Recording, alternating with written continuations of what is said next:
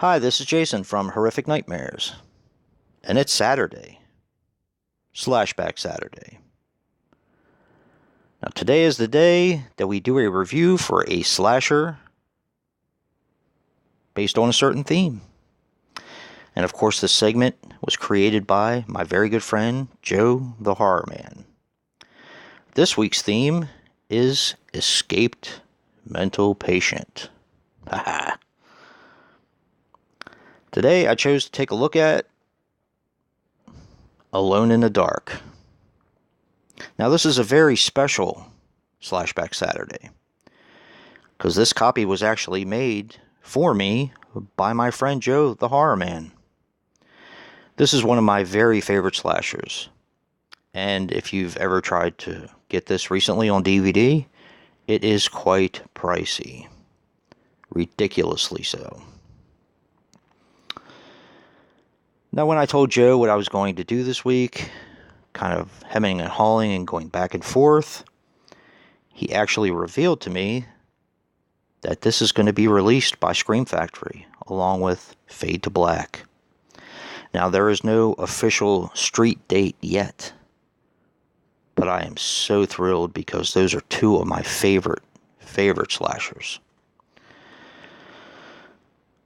So, thank you, Joe, for that piece of information. I'm definitely excited to see what Scream Factory does with Alone in the Dark and Fade to Black. But Alone in the Dark is a 1982 film, which runs approximately 92 minutes, and is written and directed by Jack Sholder.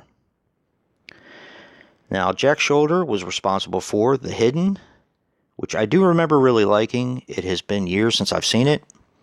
It is actually one that I consider to be a sci-fi horror film, and one that my father actually enjoyed. He doesn't really like horror films, but he did like this one, and I do remember watching it with him and renting it a few times when I was younger.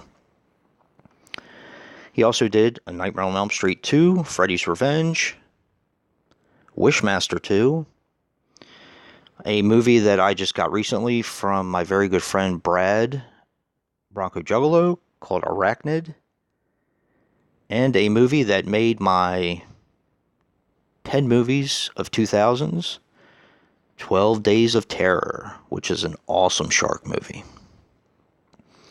Now, this stars Jack Palance, who unfortunately passed away on November the 10th of 2006 at the age of 87. As Frank Hawks, Donald Pleasance, who also passed away on February the 2nd of 1995 at the age of 75, as Dr. Leo Bain, and Martin Landau, who also unfortunately passed away on July 15th of 2017 at the age of 89, as Byron Sutcliffe. This also stars Dwight Schultz as Dr. Dan Potter, and a very bit part by Lynn Shay as a receptionist. Now, of course, Dwight Schultz is known for the A-Team, of course, where he played the crazy helicopter pilot, Murdoch, who I believe was pretty much everybody's favorite next to Mr. T, or instead of. Now, Alone in the Dark has a very interesting premise. Dr. Dan Potter, who of course is played by Dwight Schultz, goes to work at a psychiatric facility in the town of Woodsboro. It's definitely a very different psychiatric facility. Donald Pleasance played Dr. Leo Bain. He, of course, is a sort of like a hippie who smokes pot and is a very avant-garde kind of doctor. Now, in order for them, he treats them more like people rather than patients, which I kind of get. I mean, it's a very interesting dynamic between them and the doctor. Now, in order for the state to let them have the mental facility there, they have to have a security system. Of course, it's run by electricity. Well, the patients, the most dangerous patients on floor 3, I believe, concoct a scheme to break out because they think that Dr. Dan Potter killed their last doctor, who was their friend. Of course, an electrical security system on an asylum probably wasn't a very good idea. So when they lose power, the inmates escape. And as the town is basically rioting, which always gave a sense of realism to me, because that's usually what happens when chaos breaks out, the mental patients blend right in. And this pretty much is a slasher, and I still feel it is a home invasion film, since they go to the doctor's house and put him and his family in jeopardy. And I'm going to kind of leave it there. I'm sure most of you have already seen this film, but it is fantastic. I love the mental patients.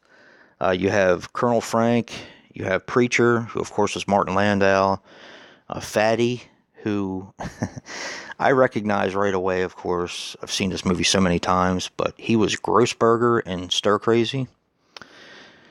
And Skaggs, who is known as the Bleeder. Now, this movie had a $1 million budget, and it was the very first feature from New Line Cinema.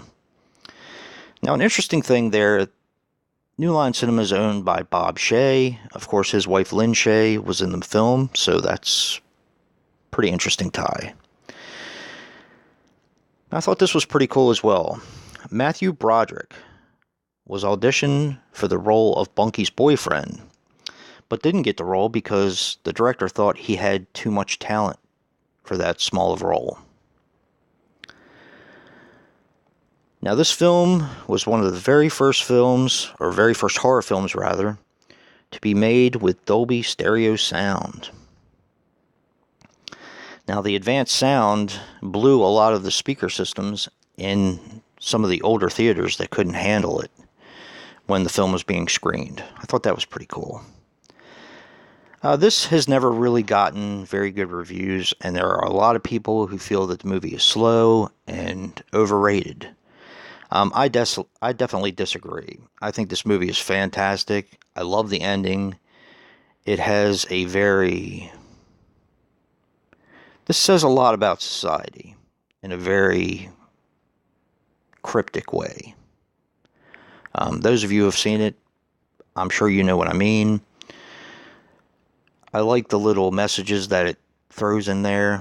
And one of the things I read about this film that I thought was kind of interesting was this was supposed to take place in New York City during a blackout.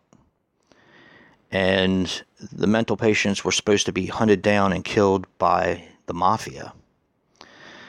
That was the original script for this film, but they didn't have the money in order to do this in that scope. So it kind of ended up like this. And boy, am I glad it did, because I love this movie. This movie, of course, was made in New Jersey, filmed in New Jersey. And it has a very, very small town feel, in my opinion. But that is my choice for this week's Slashback Saturday, Alone in the Dark. I love this movie. It has always been a favorite of mine ever since I saw it when I was younger. This was the original cover art for it, which I'm so glad that Joe made it for me. Thank you so much, Joe. This really means a lot. And, yeah, Just remember, this is going to be released by Scream Factory at some point in time. I don't know when yet, but I am so excited. So definitely look out for that.